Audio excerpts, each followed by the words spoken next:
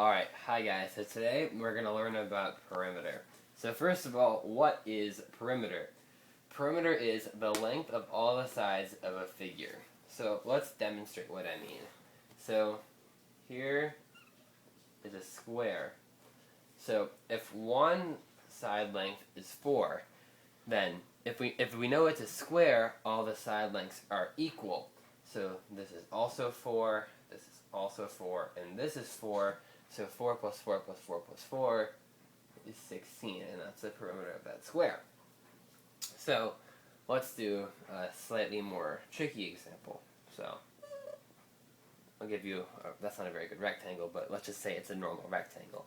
So if this side length is 6 and this is 3, then what's the perimeter?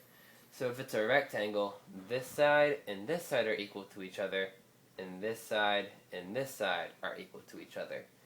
So this side is also 6, this side is 3, and 6 plus 6 plus 3 plus 3 is 18. And that's the perimeter of that rectangle.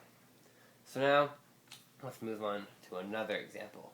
So here's a triangle, and instead of giving you side lengths this time, I will instead give you the perimeter. And let's say the perimeter is 15.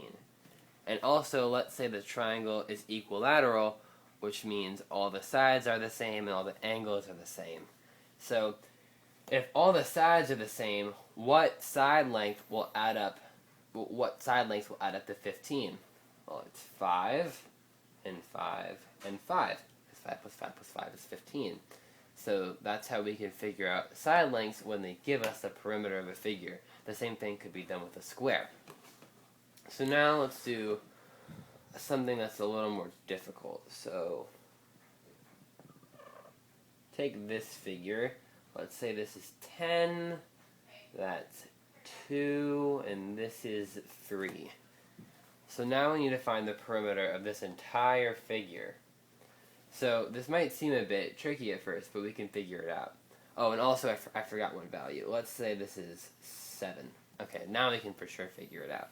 So we know this side plus this side will have to equal this side, because it's this and this, which is the same length as that.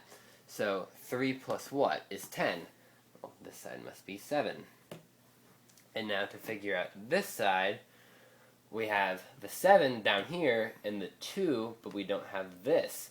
So what's 7 minus 2? Well, it's 5. So now we can add up all the sides and figure out the perimeter. So we have 10, 7 plus 7 makes 14, 5 plus 3 is 8, and plus 2 is 10. So let's add that up, and we get 34 as our perimeter. And that's all for today. That's just a basic lesson on how to calculate perimeter.